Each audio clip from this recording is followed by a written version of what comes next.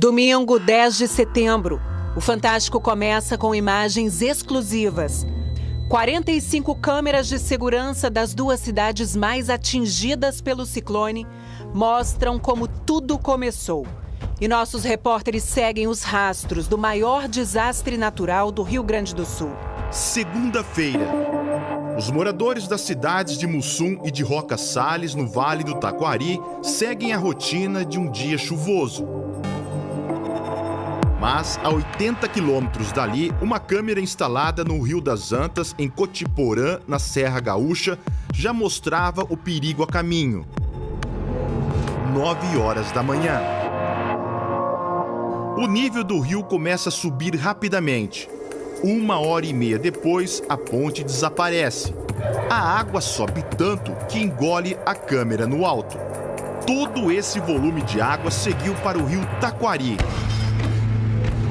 A essa altura, as cidades que ficam às margens do rio já tinham sido informadas sobre o avanço das águas, mas tudo seguia normalmente. Muitos moradores não acreditavam na dimensão do que estava por vir. Chove fraco, é fim de expediente. Comerciantes de Roca Sales encaminham as entregas. Anoitece em Mussum e as ruas já estão tomadas pelo rio. Em Roca Sales, a praça também começa a encher e toda a estrutura montada para uma festa é levada pela correnteza.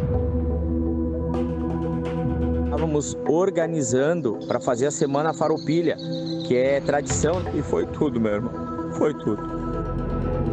A praça desaparece. Lá no canto da imagem, dá para ver que a água já está quase no segundo andar de uma casa. Começam os pedidos por ajuda. Por favor, digam que o socorro vem logo, por favor. Tem que ser urgente. Tem um cara trancado ali embaixo, ali na casa da mulher aqui da esquina. Quem puder compartilhar aí, ajuda, meu. Ele tá precisando de ajuda ali, eu não consigo chegar ali, ela não tem uma corda, não tem nada para ajudar ele a salvar. Das janelas, moradores também começam a registrar tudo. Nesta farmácia, os medicamentos se perdem em redemoinho. De outro ângulo da mesma farmácia, a gente vê a força da água. A gente está no teto da nossa casa aqui em Mussum, tá escapando da enchente. Em Roca Sales, esses moradores recebiam vizinhos pela janela. Conforme a água vai subindo, pessoas se arriscam e tentam deixar suas casas. Com esse pequeno barco, Sérgio resgatou mais de 100 pessoas. Eu fiquei 23 horas em cima do rio. Nós arrancamos o telhado à mão. As pessoas subiam no segundo piso, em cima do forro, embaixo do telhado, porque estava chovendo. E lá eles só gritavam socorro, socorro, socorro. A cidade vai ficando sem luz, celulares sem sinal. E às 11 da noite, todas as câmeras de segurança pararam. Mas o rio continuava a subir. Amanhece e a imagem é assustadora. O Rio Grande do Sul ainda conta os mortos. Subiu para 46 o número de pessoas desaparecidas. Em Lajeado, este casal sobreviveu porque fez um buraco no telhado. Fazendo a retirada, pessoas que estão ilhadas, tem aproximadamente aí 40 pessoas. Vamos colocar 4 pessoas em cada bote. Em regiões mais afastadas do município de Estrela, o socorro chega de barco para retirar pessoas e animais. Em Roca Sales, a Polícia Rodoviária Federal faz um resgate dramático. Essa mulher tenta se firmar no telhado. É difícil, escorrega, mas é resgatada. Na sequência, um homem chega ao helicóptero se arrastando. Olha os fios. Vai. Esse grupo de moradores tem dificuldades para vencer a correnteza de barco. Os socorristas pedem para que subam no telhado, mais estável, para só depois embarcarem no helicóptero. Eram várias famílias inteiras em cima dos telhados, desde bebês até idosos com aparências próximas a 80 anos de idade. Eu não estou falando de uma rua, uma vila, é uma cidade inteira embaixo da água. Todas precisavam de resgate. E nós tínhamos que escolher, não, aquela está mais grave, aquela lá é uma senhora mais idosa, ali tem uma criança, aquela lá está em maior risco de cair. Nossa equipe segue para as cidades atingidas. O que aconteceu, Júnior? Uma torre de energia caiu, a parte dela caiu, parte da pista, tá vendo? É por isso a 1 quilômetro, tudo parado. A gente vai ter que ir a pé até lá então. Vamos ter que ir a pé. Nós já rodamos mais de 2 quilômetros a pé, que está bem mais rápido a pé do que de carro. Nós estamos chegando na cidade de Roca Salles, cidade bem atingida pelo ciclone. A cidade de pouco mais de 11 mil habitantes foi arrasada. Isso aqui é uma escola. Aqui provavelmente onde fazia uma merenda. Fogão. O colégio estadual atende 300 alunos e ainda não há previsão para o retorno às aulas. Pátio da escola. Ainda tem muita lama. Os livros. Tudo destruído. Em alguns lugares parece que as casas eram de brinquedo, foram desmontadas, retorcidas. Nesta fábrica de sapatos, a água subiu 2 metros de altura. Uma enxurrada por todos os departamentos. Aqui é o setor de montagem. Quantas pessoas trabalham aqui, mais ou menos? Aqui tem 6 esteiras, em torno de 80 pessoas em cada esteira.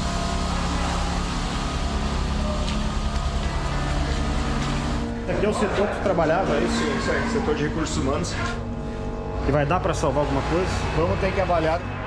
Para ter uma ideia da força do ciclone, onde estou gravando aqui, tinham pelo menos 5 casas e um açougue. Não sobrou praticamente nada, tudo foi levado embora. E o asfalto da rua principal veio parar aqui, onde estavam os imóveis. Agora, para arrastar isso aqui, a correnteza foi muito forte. E como explicar um fenômeno tão violento capaz de arrasar cidades inteiras?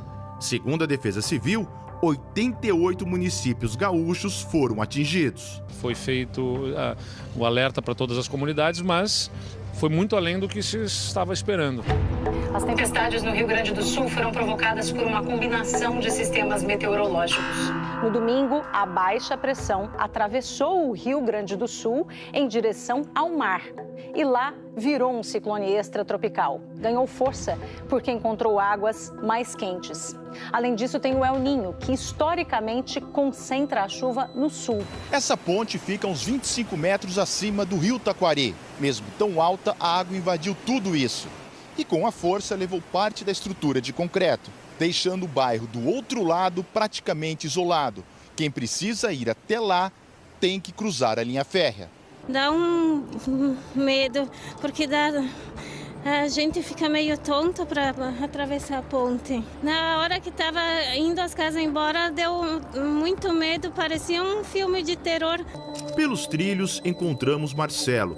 Ele conseguiu salvar os filhos com um caiaque, mas não os pais. Eu perguntei para eles se eles queriam sair primeiro, eles falaram que não. Quando a gente tentou voltar, não tinha como voltar. Daí quando o meu outro irmão mais novo, ele tentou abrir a porta para o meu pai sair, a geladeira da casa veio e prensou a porta e ele não conseguiu sair. Dona Terezinha foi a primeira moradora a se instalar aqui, neste cantinho mais isolado, no alto da ponte, há 50 anos. Nunca tinha visto nada igual àquela noite de tempestade. Aquele pouco que tem se foi embora. Escapei da morte. 1h da manhã e volta a chover forte na região. Mas desta vez não provocou estragos. Esse é um dos principais supermercados da cidade, fica na rua principal e aqui a água chegou no teto.